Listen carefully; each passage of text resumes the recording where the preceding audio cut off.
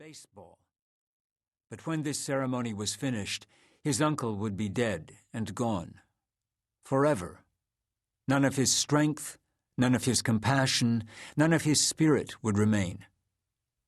Toyo backed away, unable to meet Uncle Koji's eyes. "For my part in the samurai uprising at Ueno Park," his uncle said officially, "I, Koji Shimada, have been sentenced to die. The Emperor, in his divine graciousness, has granted me the honor of committing seppuku rather than die at the hands of his executioner. I beg those present here today to bear witness to my death." Uncle Koji bowed low, and Sotaro and Toyo bowed in return. He slowly untied the sash around his waist and loosened the kimono wrapped underneath. Pulling the stiff shirt down off his shoulders, Koji exposed his smooth, round belly. He tucked the arms of the kimono under his legs, which made him lean forward. Toyo knew this was to help his uncle pitch forward if he should pass out during the ceremony. It would make his father's job much easier. Uncle Koji closed his eyes and began the poem he had written for the occasion of his death.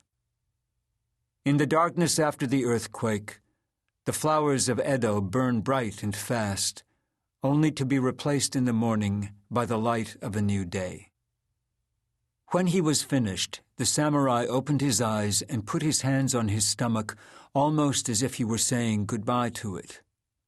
Then Koji took the short sword in his hands and turned the blade toward his gut. "Brother," Koji said, "please wait until I have finished my task." "Hai." Toyo's father nodded.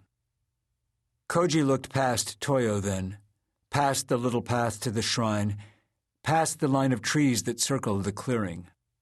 Whether he saw something in the distance or not, Toyo didn't know, but the faraway look stayed in his uncle's eyes as he plunged the wakizashi into his belly. Blood covered his hands and his jaw locked tight, but Koji held his grip on the sword, dragging it across his stomach from left to right. Toyo fought the urge to look away. To honor his promise to bear witness, he forced himself to watch as his uncle's insides spilled onto the floor of the Shinto shrine, the body deflating like a torn rice sack. When Uncle Koji had sliced all the way across his stomach, he turned the wakizashi in the wound and pulled it diagonally up through his chest. Never flinching, his eyes remained steady and resolute. The knife reached his heart, and with the last of his strength, Uncle Koji pulled the wakizashi out and laid it by his side and fell forward on his hands and knees. Toyo's father sprang to his feet, raising the long katana blade high over his head. "Hey-ya!" Sotaro cried. He brought the blade down with blinding speed and chopped Koji's head clean off his body. The head rolled to a stop, inches from Toyo, the eyes staring up at him. Toyo refused to let his father see his fear. As his father wiped the blood from the katana with a piece of paper, Toyo commanded his legs to stand. "Did you watch carefully?" his father asked. "Hai," Toyo said. "You observed precisely how it was done?" "Hai, father." "Good," Sotaro Shimada said to his son. "Soon you will do the same for me." Chapter 2. A photograph of Emperor Meiji was enshrined above the chalkboard in the ethics lecture hall. Toyo stared at the picture of the man who had sentenced his uncle to die. The emperor was a young man, younger than Uncle Koji. He sat awkwardly in a Western-style chair, with his legs dangling down, rather than a more traditional pose on a mat, with his legs tucked beneath him. He wore a modern military uniform with medals on his jacket and a braided rope on his sleeve. His hair was cut short in the European fashion, and he had a mustache on his lip and a goatee on his chin. In his hand the emperor held a sword pointed down to the ground, like a cane. Beneath the image of the emperor, the school's headmaster, Hiroji Kinoshita, stood at the lectern. He spoke at length about the school, and Toyo drifted in and out of his address.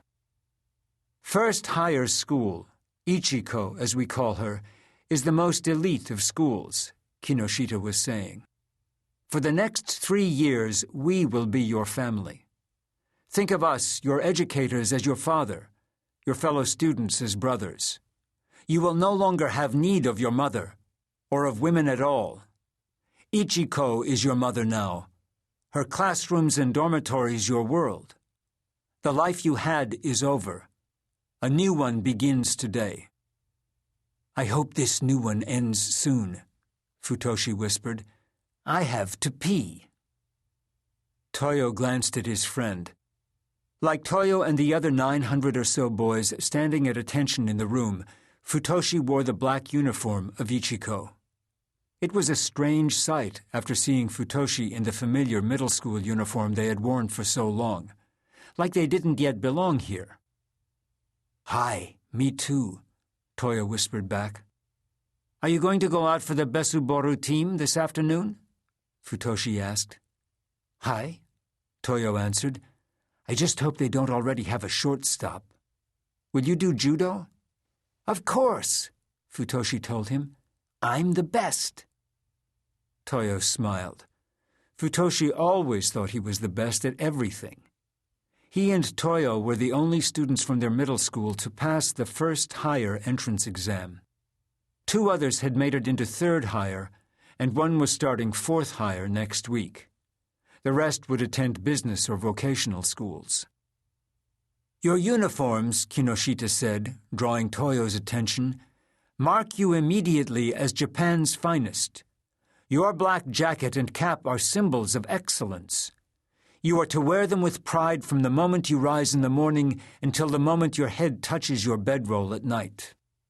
You first years will have noticed the brass badge on the front of your cap with an imprint of an oak and olive leaf.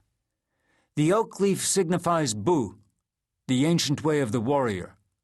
The olive leaf symbolizes Bun, the new way of scholarship and letters. Together they represent the modern Japan, the place where the old and the new become one, where the powerful and the thoughtful combine to become even stronger. The powerful and the thoughtful, Toyo echoed silently. The warrior and the scholar. If there was a better description of his father and his uncle, Toyo couldn't think of one. Uncle Koji had always been the fighter of the family, the first to stand up for what he believed with the steel of his blade and the courage in his heart.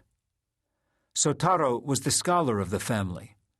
His weapons were his brush and his brain, and he wielded them to argue eloquently in papers, essays, and articles. Toyo put a hand to the symbol on his cap, the oak and the olive leaves. Koji and Sotaro.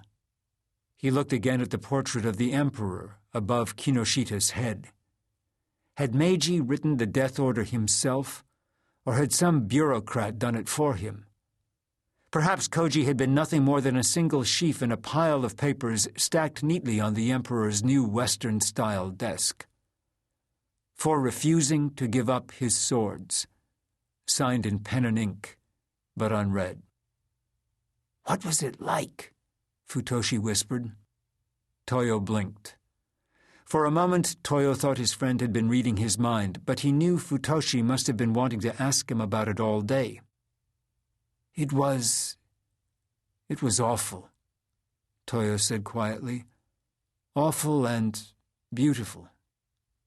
Beautiful? Futoshi asked. I don't know. Noble somehow. Perfect. Until... Toyo fell silent. Koji was dead, and for what? Because the emperor had decided there should be no more samurai, and Koji could not give up being a samurai? Do you know what the flowers of Edo are? Toyo asked, remembering his uncle's death poem. Futoshi frowned. He shook his head. Edo is the old name for Tokyo.